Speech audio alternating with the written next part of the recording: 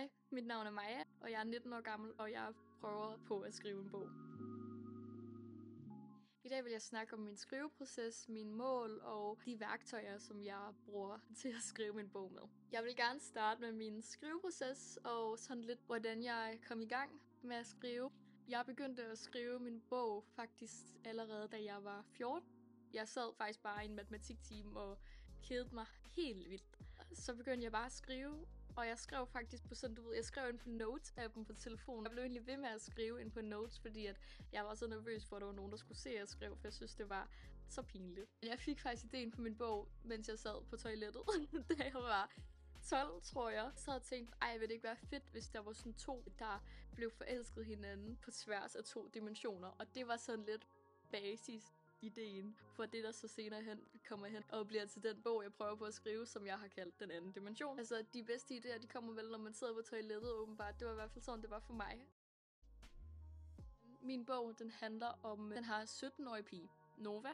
Som sagt før, så er det noget med 2 dimensioner. For mange år siden, så var der en krig, og så besluttede de 2 dimensioner så for at lukke grænserne mellem hinanden. Måden, man kunne komme igennem portalerne på, var med en blå krystal, der er fra den anden dimension af. Men lige inden at grænserne de blev lukket, så kom Nova, og hendes far er fra den anden dimension. Og Nova har egentlig bare lært at acceptere, at hun aldrig nogensinde kommer til at lære sin far at kende, indtil hendes 16-års fødselsdag, da hun får en halskæde i gave, som hendes far har bedt hendes mor om at give hende på hendes 16-års fødselsdag. Men så en dag, hvor Nova hun skal på klassetur ud til en af portalerne, for årsdagen, hvor de lukkede portalerne, og hvor krigen den sluttede.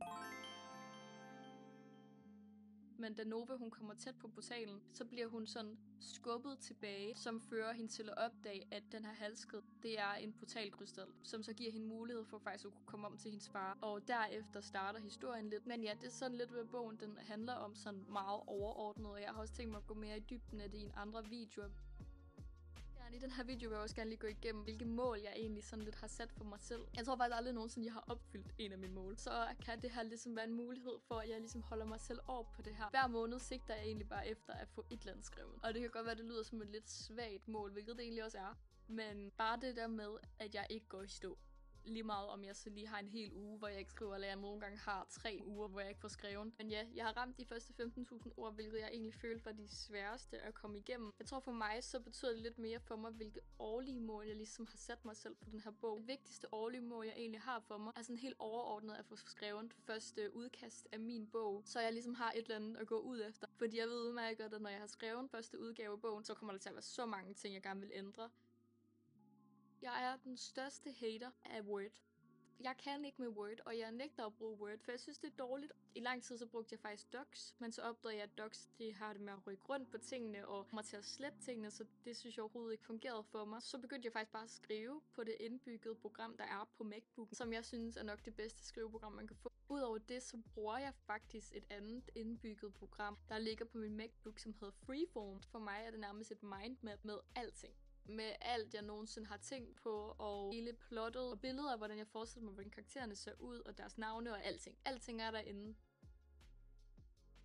Og selvom jeg ikke er den mest strukturerede menneske, så vil jeg nok gerne prøve at give nogle skrivetips. Selvom jeg ikke engang selv er langt inde i min skriveproces, så er der stadig nogle ting, jeg har lært hen ad vejen, som jeg ikke ville kunne leve uden. Lige nu, der går jeg jo i skole, så det er begrænset, hvor meget tid jeg faktisk har til at skrive, og hvor meget overskud jeg også har til det. Så jeg prøver egentlig på at gøre lidt det, jeg kan. Så hvis ikke jeg lige har overskud til at skrive, så arbejder jeg lidt på plottet, eller så tilføjer jeg en ny karakter. Så jeg prøver egentlig at holde mig selv konstant i gang med min bog. Udover det, så har jeg lidt svært ved at koncentrere mig, så jeg sidder lidt og skifter lidt imellem, hvor det er, jeg skriver hen. Og har egentlig opdaget, at det virker til egentlig at gøre en forskel. Nogle gange går jeg ned på biblioteket og er lidt. Hvis man ved, at der er en scene, man skal have skrevet på, man kan simpelthen ikke finde koncentration til det, så det er virkelig, virkelig rart at gå et andet sted hen, især sådan et sted som et bibliotek. Udover det, så er der noget, der er mega, mega vigtigt for mig, og noget, jeg ikke vil kunne lade være med. Jeg har simpelthen været ude og investere i en printer, hvilket jeg synes, da jeg skulle købe den, er godt nok en meget, meget voksen køb, men jeg synes, det var totalt nødvendigt. Her har jeg en kopieret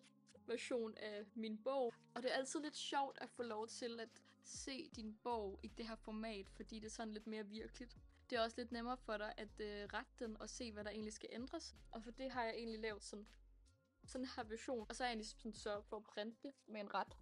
tyk marken, så jeg kan skrive i den. For eksempel her, så har jeg mulighed for ligesom at skrive en lille notat til mig selv med nogle ting, der måske skal ændres, eller nogle ting, jeg gerne vil gøre anderledes. Og når jeg printer det på den her måde, så giver det mig også mulighed for, når jeg sidder i bussen, sidde og bare lige rette det her. Det var egentlig det for den her video. Jeg sagde egentlig ikke sådan helt vildt meget, men det er egentlig mere for bare at introducere min bog til min kanal. Jeg har tænkt mig at lave nogle flere opdateringsvideoer. Jeg håber på, at jeg kan lave cirka en opdateringsvideo i måneden, hvor jeg ligesom snakker lidt om, hvor jeg nu er i min skriveproces. Så hvis du kunne tænke dig at følge med på min rejse, så kan du trykke på abonner-knappen, og så få besked, når det er, jeg næste gang lægger en opdateringsvideo ud omkring min bog. Hvis du kan lide videoen, så må du meget gerne efterlade et like. Hvis du selv skriver en bog, så kunne jeg mega godt tænke mig at høre om det. Jeg håber, du kan lide den her video. Hej!